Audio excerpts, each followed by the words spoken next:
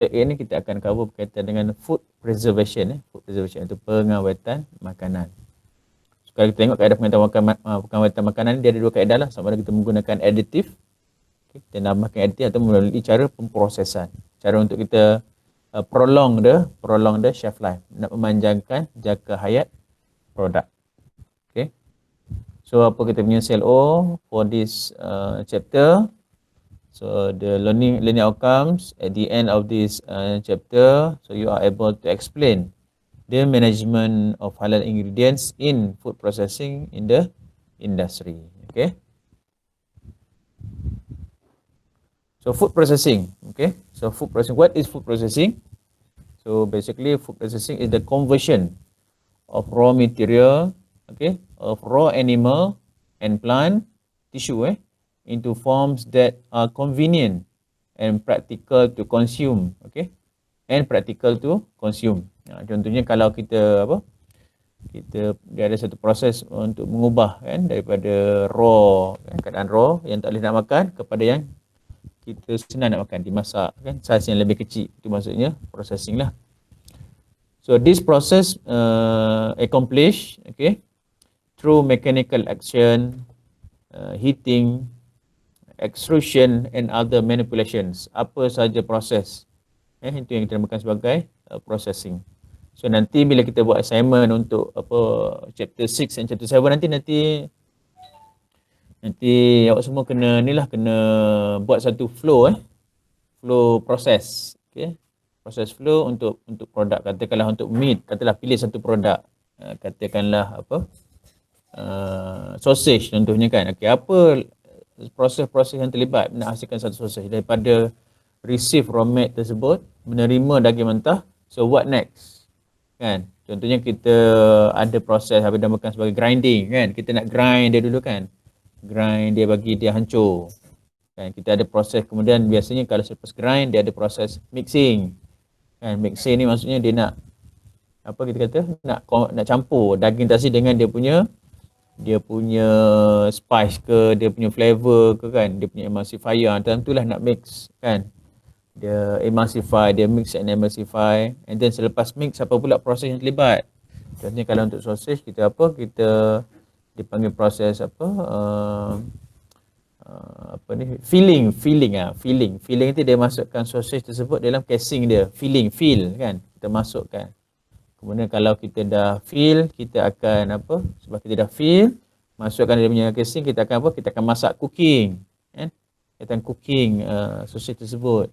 So kemudian selepas kita dah cooking, apa kita buat, kita akan coolkan dia, cooling kan, sejukkan dulu selepas dah masak kan, sampai dah 70 degree, 75 degree Celsius, sejukkan dulu mungkin sampai 20 degree Celsius. Kemudian kita chillkan dia kan, kita chillkan dia sampai ke suhu 4 degree Celsius. Kemudian lepas tu apa kita buat, kita buat peel kan, peeling.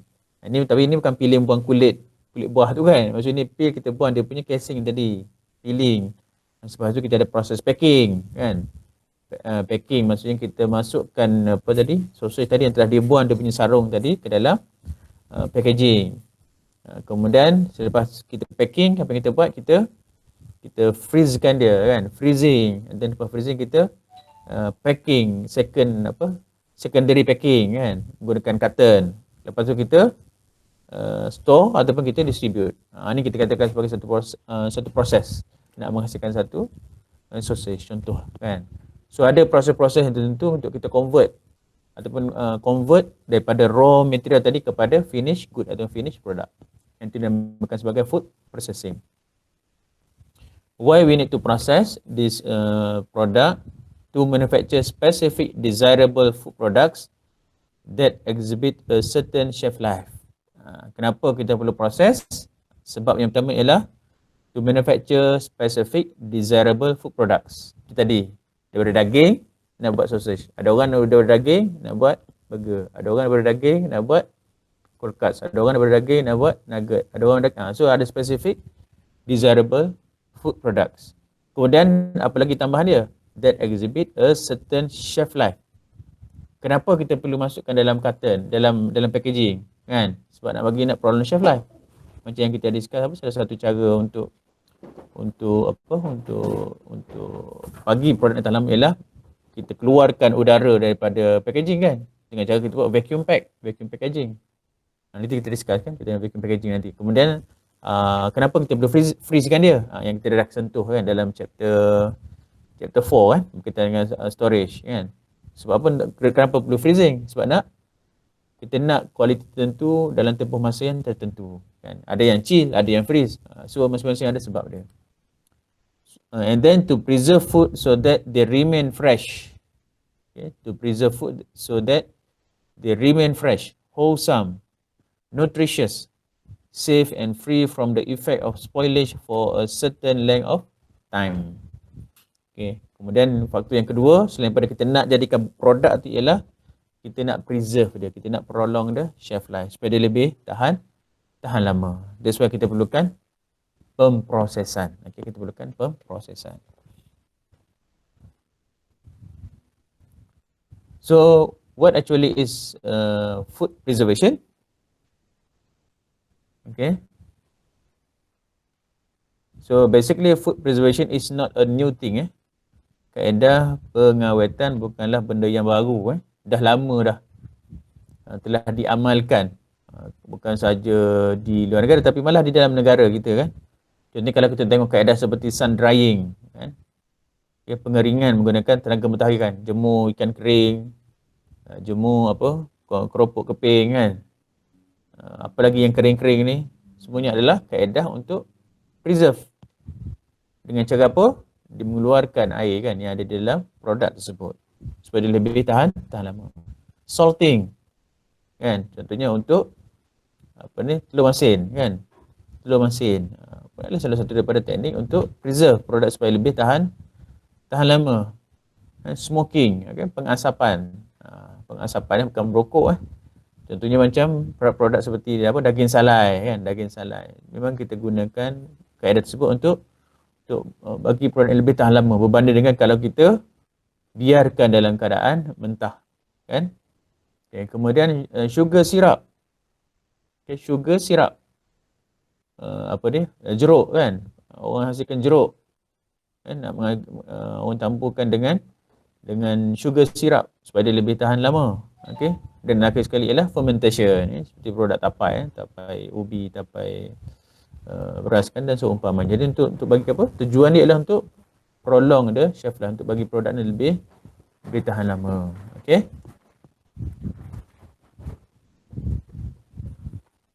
So apakah sebenarnya yang dimaksudkan dengan food preservation? So what is actually food preservation? So food preservation is the use of specific thermal or non-thermal processing techniques to minimize the number of spoilage microorganisms in food, making them safe and giving them an extended shelf life. Okay, maksudnya ada dua kaedah, two methods, which is the first one thermal and second is non-thermal processing. Okay, thermal maksudnya dia menggunakan api lah ataupun haba. Non-thermal tidak menggunakan api ataupun haba. So apakah teknik-teknik yang ada dalam food preservation? So the techniques including canning, refrigeration, freezing, dehydration, high pressure, irradiation, and use of certain food additives that inhibit the growth of microorganisms. Okay, microorganisms. Okay, yang penting kita nak sama ada untuk mengurangkan microorganism tadi ataupun untuk membunuh, okay, ataupun menyahkan microorganisms. Sebab mikroorganism ni ada di antara sebahagian mikroorganism ni ada yang berbentuk spoilage, memberi kerosakan kepada produk, ataupun yang lebih berbahaya ialah memberikan kesan kepada keselamatan makanan. Okey. That's why kita perlukan preservation process. Okey. So prevent, kaedahnya lah prevent, stop, delay food spoilage dengan cara mencegah atau prevent daripada pertumbuhan bakteria. Nanti kita akan tengok kita akan tengok apa kaedah-kaedah yang kita akan gunakan, apa prinsip-prinsip yang kita gunakan dalam food preservation. Okay. Selain daripada faktor spoilage oleh microorganisms, jadi faktor kerosakan juga mungkin boleh berlaku daripada tindak balas kimia yang berlaku dalam produk tersebut. Contohnya seperti enzymatic browning. Okay, enzymatic browning.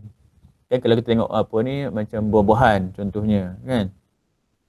Apa ni kalau kita biarkan tanpa kulit, lama-kelamaan dia akan bertukar menjadi warna perang, okay, browning.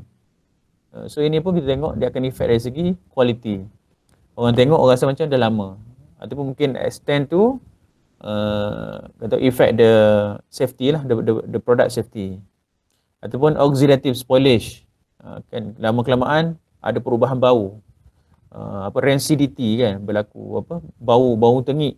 Sebab oleh ada lemak di dalam produk tersebut, kita tak preserve, dan apa yang berlaku ialah bau produk tersebut telah berubah, kan, bau tengik contohnya, kan.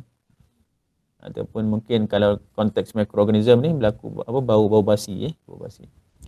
So techniques yang kita gunakan ialah bergantung, okay, depend the type of microorganism and growth condition.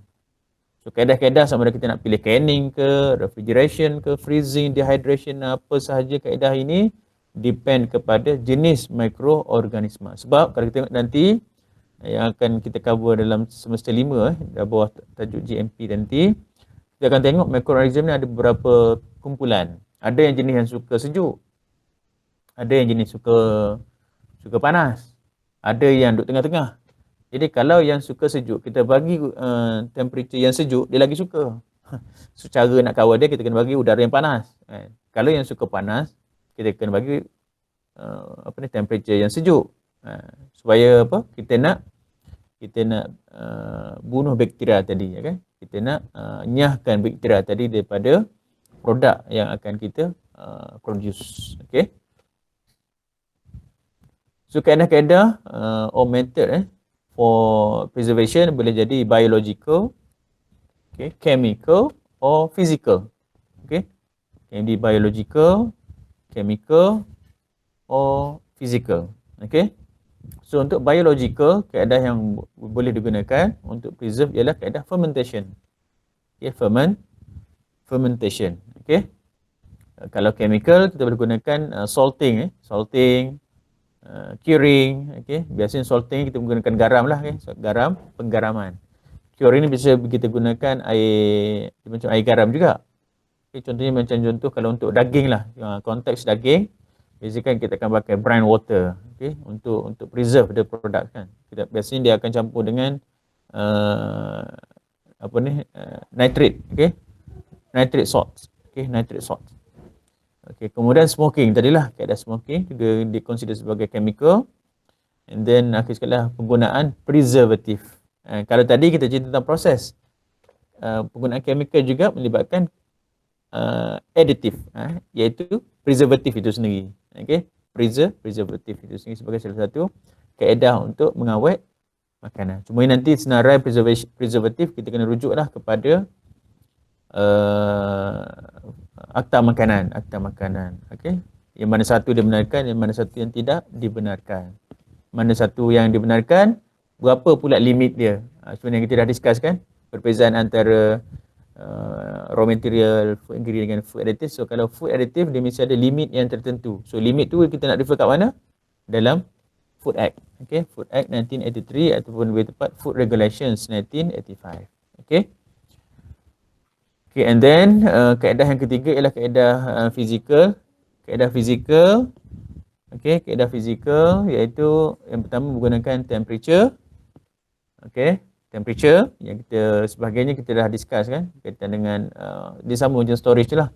Maksudnya kita akan gunakan sama ada suhu chill ataupun freezing, freezing temperature. And then ada kaedah non-thermal. Okay, non-thermal, physical dan juga drying. Okay.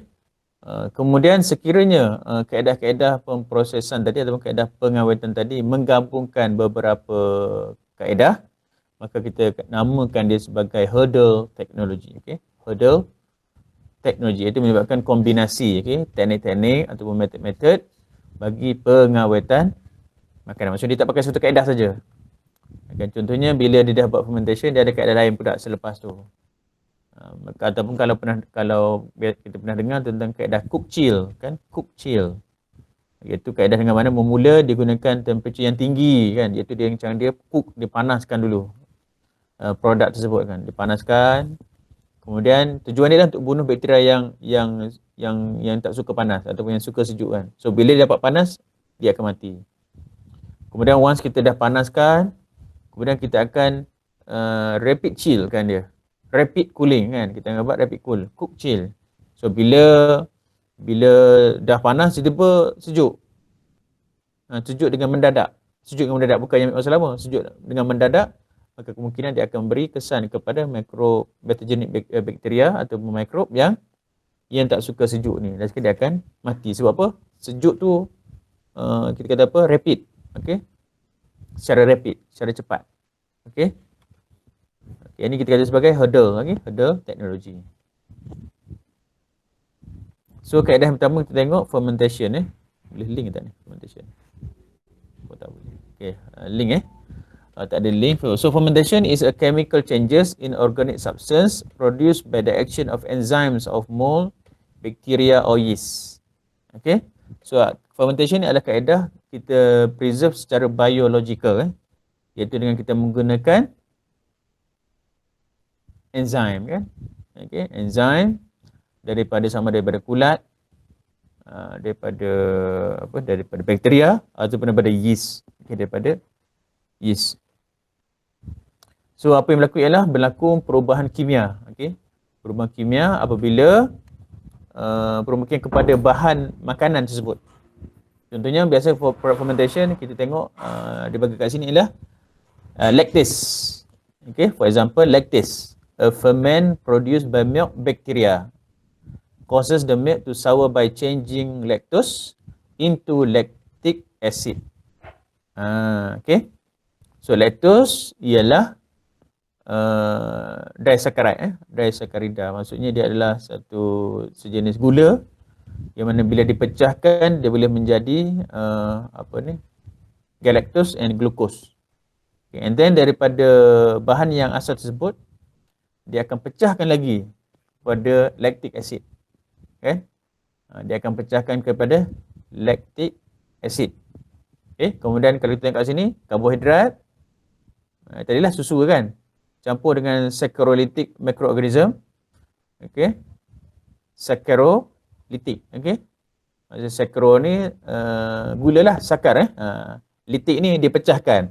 Maksudnya mikroorganisma yang berupaya memecahkan gula tadi. Okey. So apa yang berlaku ialah bila kita campurkan susu tadi dengan mikrob, dia akan pecahkan, dia akan hasilkan asid. Asid apa dia? Yang tadi lactic acid. Bersama dengan alkohol dan juga karbon dioksida. Sebab karbon dioksida? Sebab dia pun macam kita, living organism. Okey. Selepas dia dah pecahkan, dia akan keluarkan karbon dioksida. Macam kita lah, bila bernafas, sedut oksigen, keluarkan karbon dioksida. Okey, seperti mana makhluk living organism lah. Okey, living organism, makhluk hidup. Okey. Ataupun kalau kita buat tapai lah contohnya, kan, kita letak beras ataupun kita letak ubi. So sama juga, maksudnya perubahan dia akan kita ambil mikrob tadi, dia akan pergi kepada yeast, kita ambil yeast, ragi, campur kepada produk tadi, sama ada beras ataupun ubi, dia akan pecahkan karbohidrat tadi kepada asid, iaitu lactic acid. That's why lah kita makan produk yang fermentation, yang melalui proses fermentation ni, ataupun kita sebut penapaian. Penapaian. Maksudnya dia akan rasa macam masam. Ataupun kalau siapa yang suka minum cultured milk, kan, susu kultur ataupun probiotic drink, kan, kita akan rasa masam sebab hasil daripada pemecahan bahan karbohidrat tadi kepada lactic acid. Okey.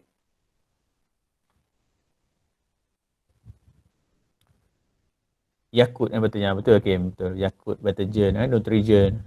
Itu nama-nama produk yang biasa minuman susu kultur. So fermentation involve the culture of cells in aerobic and anaerobic conditions.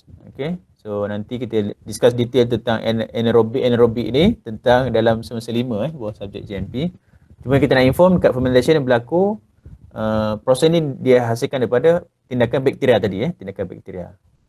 So industrial fermentation usually uses the large-scale culture of microorganisms to produce useful products in a fermenter. Okay. So fermenter ni apa dia? Fermenters are big tanks in which conditions can be carefully controlled. Okay. Maksudnya kalau tengok kat sini kan, inilah keadaan dia. Dia akan masukkan dia punya apa? Dalam ni ada susu tu lah. Kan katalah susu kurtul tadi kan. So dia akan masukkan nanti dia punya culture lah, iaitu mikrob tadi ke dalam ni.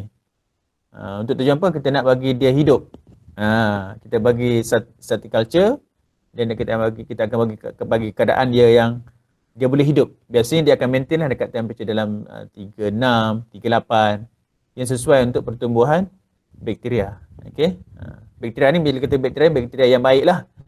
Okay, dalam konteks pemprosesan kita akan gunakan bakteria yang baik. Contohnya kalau untuk produk macam tadi kan, cultured milk, cultured milk dia akan pakai apa? Contohnya seperti Lactobacillus acidophilus kan, Lactobacillus acidophilus, bakteria baik.